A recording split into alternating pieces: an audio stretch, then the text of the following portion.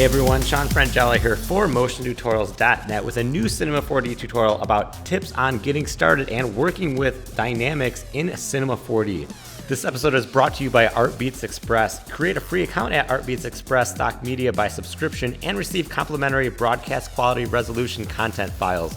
No credit card payments or obligations are required. Click the link for more details. So if you haven't used dynamics before, in the full studio version, you can turn it on to have things impacted by gravity, force, and interact with different objects in your scene and get realistic movement on objects without having to animate it by hand.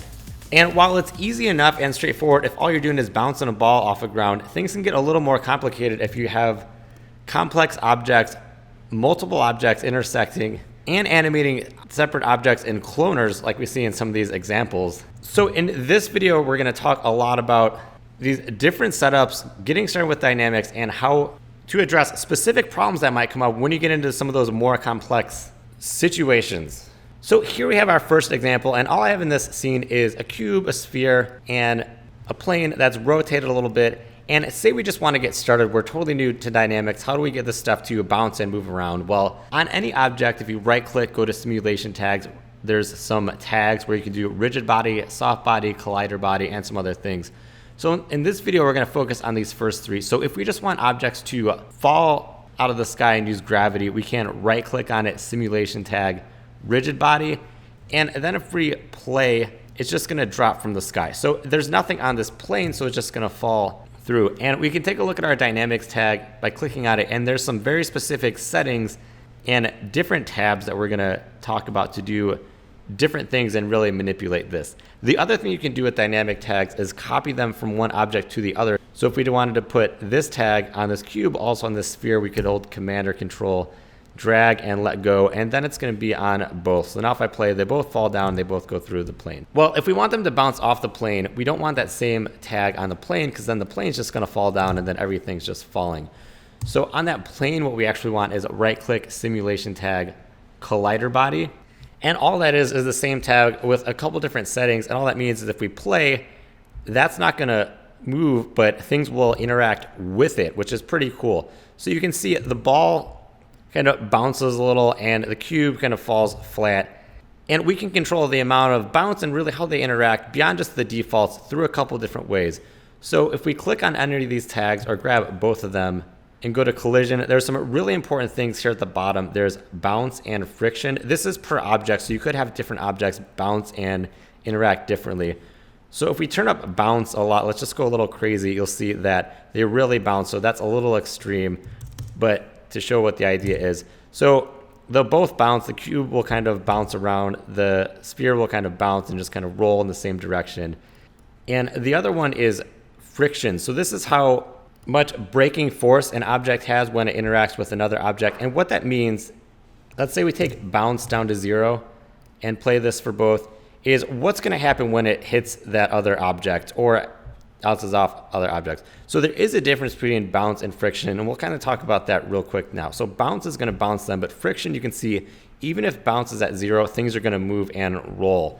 And if we click on this plane, we could even put the bounce on that down to 0. Where friction comes in is if we want this to really just lock on and kind of be like sandpaper. On our plane, we could turn the friction way up, and then anything that interacts with that is basically going to get stuck and stop. And well, the sphere is still going to roll because it's a perfectly round object. But if we really focus on this cube here, we can kind of get a bigger idea. So the cube right here has no bounce and friction of the default 30. Let's put the plane back to 30. So the cube is on a bit of a rotation, so by default it kind of bounces. So by default it kind of falls to the left and goes there. And then it kind of slides a little down this. Well, if we take the friction of the cube and the plane and turn that way up, you'll see that it gets kind of stuck. See, it doesn't kind of fall and teeter, and if it was at 0, we get the opposite result. It kind of falls again like this sphere starts to roll. So you can use bounce and friction separately. You can make it all the same for every object. If you wanted to kind of default it back, you could select multiple objects and change it. The other place you can change a lot of dynamics properties overall is if you press Command or Control D and get your project settings. There's also some dynamics settings, and if you go to General, there's time scale and gravity. So let's take a look at how this is now and then adjust these. So now this is playing with our default gravity and time scale. If we doubled our gravity, so let's go 2000, it's going to fall a lot quicker. So it's like there's more gravity if we're on a different planet or something, versus if we went at like 20, you say things are going to kind of float. The other thing is this time scale. So say it's at our default 1000 gravity, and let's just assume that's realistic. If we have all of this dynamic stuff happening, but we want it to kind of go in slow motion, we could take our time scale down. So let's say like 50%. And it's not changing the gravity, but the dynamics are going to play out at half speed. So it could be a good thing if you've got dynamics and they're all set up differently, but you want it to go kind of slow motion. Another really important point with getting started with dynamics is when they're triggered. So by default, if we play, the dynamics start happening at the beginning of time, but we might not want that. Say there's something like bowling pins and we don't want them to move around or anything until something hits them like a bowling ball. And if we go to our dynamics, we can see where this is. So by default, this trigger is set on immediate. We could change that to different settings. And one that I like to use is on collision.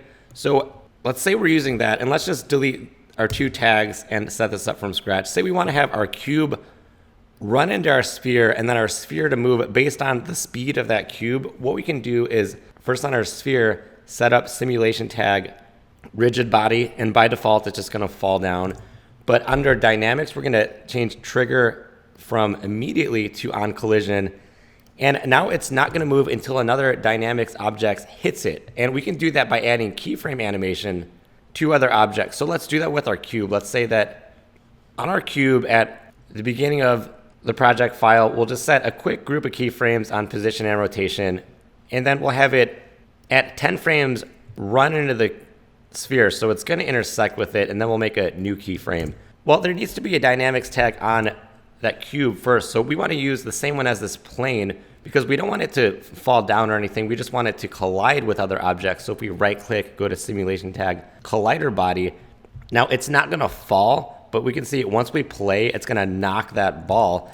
And then that ball is just going to become a moving dynamics object and bounce around or do whatever the tags are set up at. And what's cool with this is it's going to be impacted based on how fast this cube is moving and the angle that it's moving. So if we end up had it below it and update this keyframe and play it, now it's actually going to shoot up into the air. And same thing with the rate of speed that it's going. So if it was going that same distance over a longer period of time, it's going to be going slower, and we can see it's not going to move as high. Same thing if we tighten this keyframe and it's going a lot faster, it's going to really shoot into the air. And where this can be really cool is we can have objects interact with other objects like this and kind of start our dynamic sequence. So maybe a rock gets loose in an avalanche. And if we render this, we see all of our objects, of course, but what we can do is actually alt click on these two dots twice and make it not visible in our renderer or our workspace so we don't see it. But if we play, it's still there and it'll actually hit this. So you can do some cool invisible dynamics by setting that up. Okay, let's talk about another cool thing you can do with dynamics. I'm just going to delete all those keyframes by pressing Shift Command and clicking because I don't need any of those. And let's just get our default dynamics tags back on both these objects. So we'll go to simulation tags, rigid body. We play, they fall down. That's all cool. Now, another thing we can do with dynamics, if we quickly turn on our lines and take a look at our geometry, we have this cube here. And you can see it kind of just bounces off the edges and it doesn't really compress. Well, the other thing we could do if we just delete this tag is go to right click simulation soft body. And what this will do is make it compress and interact when it hits other objects, kind of like Jello. But if we play right now, nothing really happens to illustrate that. And that's because it's doing it based on the geometry. So on this cube as an example, and this is why I wanted to turn lines on, we could give it more segments. So let's give it like 10 by 10 by 10. And now if we play, when it hits that plane, you can see it's going to kind of flop around and compress. So soft body dynamics can be a really cool different option if you want to kind of have this playful animation. And if we click on our tag right here and go to soft body, there is a crap load of different settings that you can adjust. So let's take a quick look at this. If we play it, it kind of falls all around like a balloon deflating and compresses that way. Well, we can adjust that. We could change a lot of these settings. Let's say we wanted to have it be a little more stiff, we can turn up our stiffness so it's gonna not deflate so much. We could also just kind of adjust a lot of these settings, and there's a lot of stuff here to basically change how much it's going to flop around, decompress, and interact. And the nice thing is, if you want to really learn about the exact science of each of these, you can right click on any and go to show help, and it'll really explain exactly what these are doing. Not to cop out to just reading the help, but it's really specific, and if you really want to know what's happening besides just pressing the dials up and down and seeing what happens, it's always a good source to do that. So that works great if we just have one or two objects and it's falling on a floor. But let's look at another example and talk about some different situations that come up. Here I have this cloner object set up with a bunch of spheres. So I have a sphere, and then it's put into a cloner, and then the position is randomized a bit by an effector, and I got our same collider body tag on this plane. So say we want these all to fall like we were seeing before and just kind of spread along the floor or use dynamics. Well, if we right click on the cloner, go to simulation tag, rigid body, we'd think it would just play out, but if we play, that's not really what happens. It's kind of just rolling along this entire container. And that's because the dynamics tags by default are gonna work on an object or hierarchy of objects based on this bounding box. So that's something that's gonna come up in this and other examples, and it's really important. So we wanna figure out, if we have multiple objects, not only what things like the bounce and friction are, but how it's interacting with our hierarchy and how it's seeing each of those objects. And that's where these other settings of inherit tag, individual elements, and shape come into play. So by default, if it's only on our cloner, it's just going to be the whole cloner that rolls around in this bounding box, and that's not really helpful.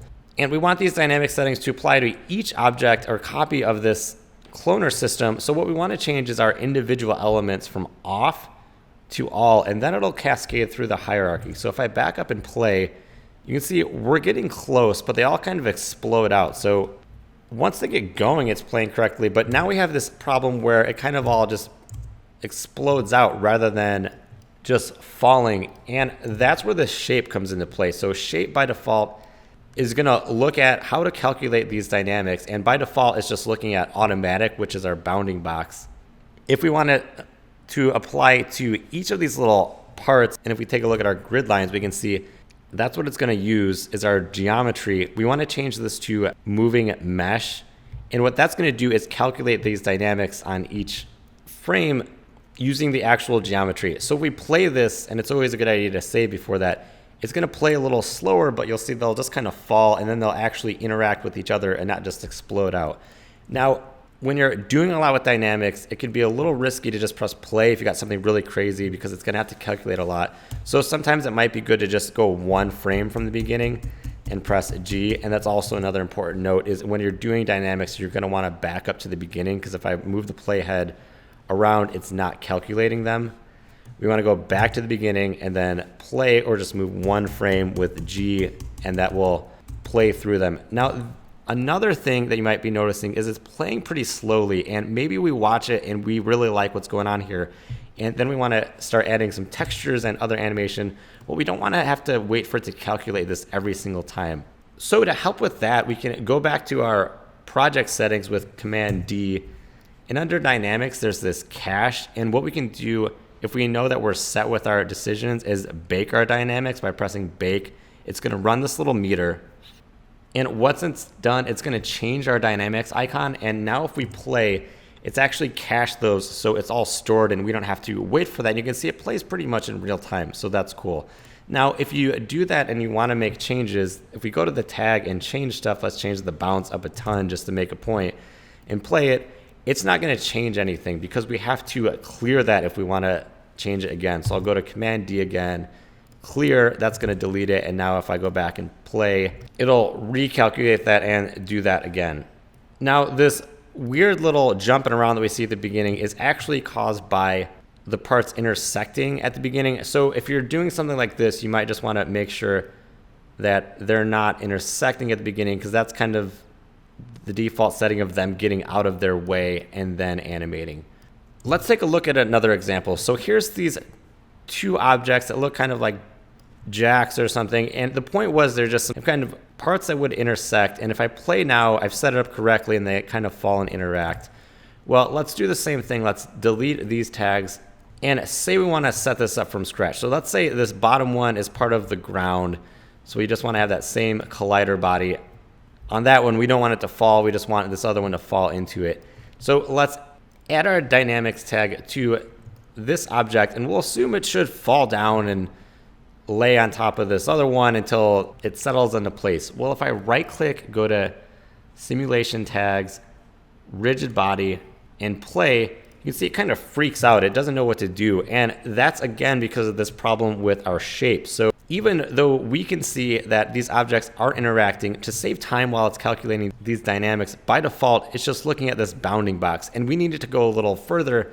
We need to look at the actual geometry. So on both of these, what we want to do is select it and change it from shape automatic to either static or moving mesh. And this is where this can differ a little. Moving mesh is going to calculate it every frame because it's moving, and that can go pretty slow. So on the one that we know that's moving, we'd want to change it to moving mesh. And now if we play, it still freaks out a little because it's interacting with this other one that's set to automatic. So on that one, we can go to static mesh because it's not moving, but we still need it to look beyond just the automatic settings. And now if we play, we get our correct dynamics. It kind of falls and interacts with that and goes beyond just our bounding box where we can see that it's rolling around and the actual geometry is interacting. Now, one tiny little note we might care about is if we zoom way in here, we can see that they aren't actually touching. And that's fine if our camera's back here, but you might be doing something where our camera is right here and you'll notice there's still this little gap, and that can be kind of weird. And how we can change that if we really need to see these things interacting correctly down to these tiny little spots here is if we go to our project settings, again, Command D, and under dynamics, go to expert. There's this collision margin and scale, and we could adjust these to where we're getting really small little details in the interaction, but it's gonna add to the render time. The other thing we could do is change the steps per frame. So maybe it's not getting this exactly right, even though it looks close. And that could be because it's not calculating it enough times per frame. So the default is going to be 5 steps per frame. So it's actually running the calculation 5 times a frame. We could double that. And again, we're going to add to our render time, but it's going to be a little more accurate. So there is a lot in our project settings that can help with dynamics and really customizing it. Okay, let's take a look at this last example. So here we have this figure that's from our default objects. And if I play, it kind of falls apart and crumbles to the ground. Now I want to talk about both how to set this up and how to get it to work correctly if it's all within this hierarchy, because this is using a new setting that I haven't talked about yet.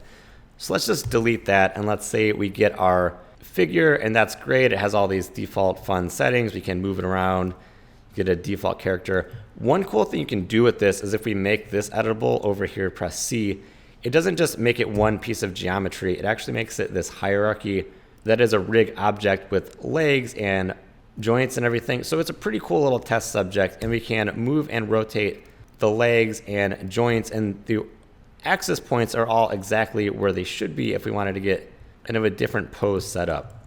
Now, say we want to do a couple different things. Maybe we want it to fall apart, but maybe we just want this whole thing to actually stay together, even though it's made of all of these separate hierarchies of parts that all fall under this one that's the figure. So let's do our tag again. I'll right click, simulation tag, rigid body, and if I play it, nothing is going to happen, and it's just going to fall through the floor and kind of get freaked out when it hits the axis point. Well, what's going on here? Well, since there's so many objects within here and there's hierarchies within hierarchies, our default settings aren't really going to do anything. We need to really give it information on what to do with each of these little parts, because there's parts inside of parts inside of parts, and it's all structured together, and we want to keep it clean with only one tag. So now we need to adjust our inherit tag, our individual elements, and our shape, and we'll get different results depending on what we do with this.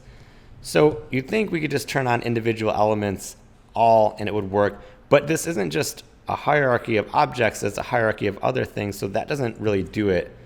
What we want to do is change our inherit tag, and this is where there's two options that'll do very different things. So if we apply our tag to children and play this, they're going to all operate separately and kind of fall apart. Now you'll see we get this same exploding thing, And maybe we want to do this, but we want them to kind of not all explode out. We just want them to crumble to the ground. Well, we have apply tags to children. We have all of our individual elements. But again, it's still on shape automatic. So it's just looking at all of these bounding boxes, and those are intersecting. So we want to change that too. We want to change it from automatic to moving mesh. And now if we play this, they'll actually just crumple to the ground, and you'll see they'll all fall and interact with each other. And that's pretty cool. They're all kind of bouncing off the ground and each other, and we're getting a lot of information going on with only our one tag. Now, alternatively, maybe we want to use it on this whole structure. Maybe we want to have the joints moved around, but we only want one tag, and we don't want them to fall apart, but we want it to all work. Well, that's where this last setting with the inherit tag is for. We want it to be all the individual elements. We want it to see this whole mesh and not just our big bounding box, but we don't want it to cascade down to all of them. What we want to do is change it to compound collision shape, and that's going to make it a compound shape, but tie them all together so they don't all fall apart. So now if we play, it's going to animate correctly. You can see it's falling around and doing everything it should be and kind of crumpling to the ground, but it's crumpling to the ground together and not all exploding apart. So there's a lot of cool stuff you can do with dynamics. There's lots of little settings, and hopefully you saw that in this video, whereas beyond just the default rigid body, collider body things, you can do a lot of different things, but if you're doing specific things, there's a lot of little details to keep in mind. So I hope you learned a lot about setting up dynamics in Cinema 4D. And if you want to take a look at these dynamic setups, you can download these for just $1 in the motiontutorials.net store if you want to save some time with setting up dynamics and see how these are set up. And while you're there, you can also check out some other After Effects, Cinema 4D, and motion graphics templates to save you a lot of time with getting set up and follow along with the project files of the tutorial. If you have any questions on any of these tutorials, you can always hit me up on Twitter. I'm at Sean Frangella, and on Facebook.com/motiontutorials. And if you want to keep learning about more Cinema 4D topics, be sure to check those out in other videos by clicking any of those thumbnails that are popping up now. Thanks for watching. I will see you at the next video.